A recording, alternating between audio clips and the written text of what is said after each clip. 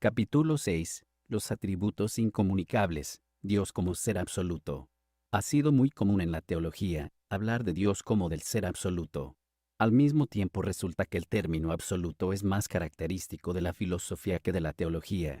En la metafísica, el término el absoluto es una designación para la última base de toda existencia, y se piensa a veces que el absoluto de la filosofía y el Dios del teísmo son uno y el mismo. Pero eso no necesariamente es así. De hecho, resulta imposible igualar el concepto usual del absoluto con el Dios de la Biblia y de la teología cristiana. El término absoluto se deriva del latín absolutus, vocablo compuesto de desde, y volveré, soltar, lo que indica una condición de libertad, o libre de limitaciones e impedimentos.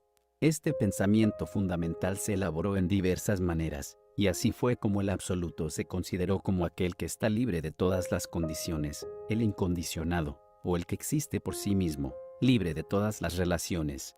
El irrelacionado, libre de todas las imperfecciones. El perfecto, libre de todo fenómeno de diferencia o distinción, tales como materia y espíritu, ser y atributos, sujeto y objeto, apariencia y realidad, la realidad, o última realidad. La respuesta a la pregunta sobre que si el absoluto de la filosofía puede identificarse con el Dios de la teología, depende del concepto que uno tenga del absoluto. Si Spinoza concibe al absoluto como al ser que subsiste por sí mismo y con respecto al cual todas las cosas particulares no son sino fugaces formas, identificando de esta manera a Dios con el mundo, entonces no podemos participar con este concepto del absoluto como Dios.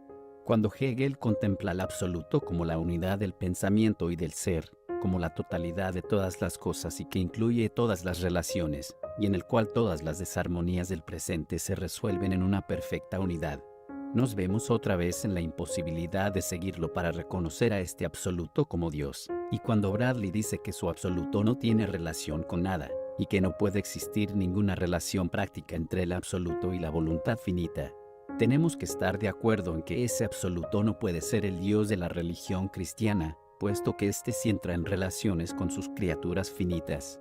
Bradley no puede concebir al Dios de la religión sino como finito. En cambio, cuando al absoluto se le define como la primera causa de todas las cosas existentes, o como la última base de toda realidad, o como el ser que existe por sí mismo, este sí puede ser considerado como idéntico con el Dios de la teología.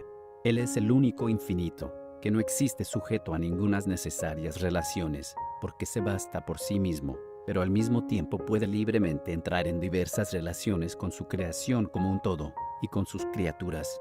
En tanto que los atributos incomunicables acentúan el ser absoluto de Dios, los atributos comunicables acentúan el hecho de que Él entra en diversas relaciones con sus criaturas.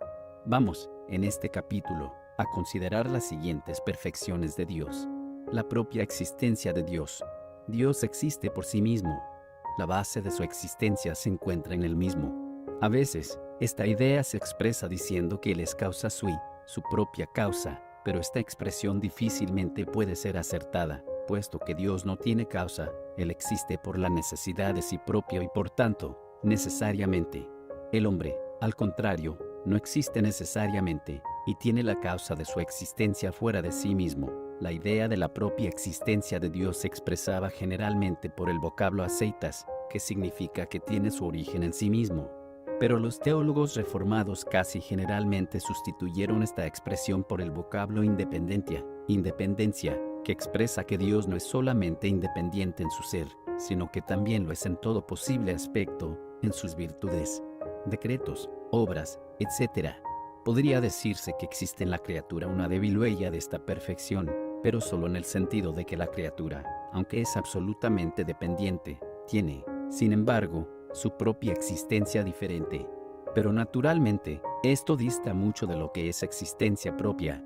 Este atributo de Dios está generalmente reconocido, se da por entendido en todas las religiones paganas, y en el absoluto de la filosofía. Cuando se concibe al absoluto como existente por sí mismo, y como la última razón de todas las cosas, que voluntariamente entra en variadas relaciones con otros seres, puede identificarse como el Dios de la teología. Siendo el Dios que existe por sí mismo, no es independiente solo en sí mismo, sino que también hace que todas las cosas dependan de Él. Esta propia existencia de Dios encuentra expresión en el nombre Jehová. Únicamente como existente por sí mismo, y como el único independiente, puede Dios darnos la seguridad de que eternamente será el mismo en relación con su pueblo.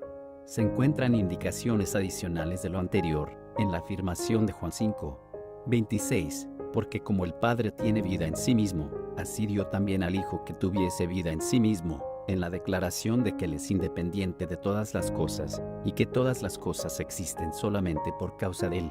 Salmo 94:8 y siguientes, Isaías 40:18 y siguientes, Hechos 7:25, y en afirmaciones que implican su independencia de pensamiento, Romanos 11:33-34, su independencia de voluntad, Daniel 4:35, Romanos 9:19, Efesios 1:5, Apocalipsis 4:11, su independencia de poder, Salmo 115:3, y su independencia de designio, Salmo 33:11.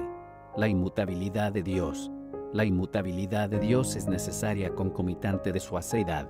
La inmutabilidad es aquella perfección por medio de la cual Dios se despoja de todo cambio no solamente en su ser, sino también en sus perfecciones, propósito y promesas.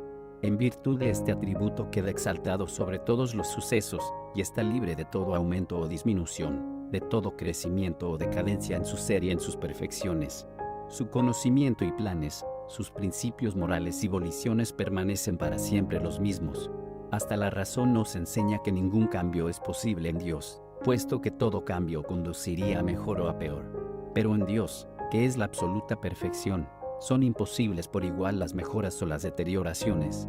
Esta inmutabilidad de Dios claramente se enseña en pasajes de la Escritura como los siguientes: Éxodo 3 y 14, Salmos 102, 26-28, Isaías 41:4, 48:12, Malaquías 3:6, Romanos 1 y 23, Hebreos 1:11 y 12, Salmo 1:17. Al mismo tiempo hay muchos pasajes de la Escritura que aparentemente atribuyen cambios a Dios. No fue Él quien habitaba en la eternidad, procedió enseguida a la creación del mundo, fue Dios encarnado en Cristo, y hace su morada en la Iglesia como Espíritu Santo. No es Él a quien le representa revelándose y ocultándose, viniendo y regresando, arrepintiéndose y cambiando de intención, tratando al hombre antes de su conversión de un modo, y después de su conversión de otro modo. Compárese Éxodo 32, 10-14, Jonás 3, 10, Proverbios 11, 20, 12, 22, Salmo 18, 26 y 27. La objeción así implicada se basa hasta cierto punto en falta de comprensión. La inmutabilidad divina no debe entenderse como si implicara inmovilidad, como si en Dios no hubiera movimiento. Hasta se acostumbra en teología hablar de Dios como actus purus, un Dios que siempre está en acción. La Biblia nos enseña que Dios entra en multiformes relaciones con el hombre, y como si así fuera, vive la vida humana con los hombres.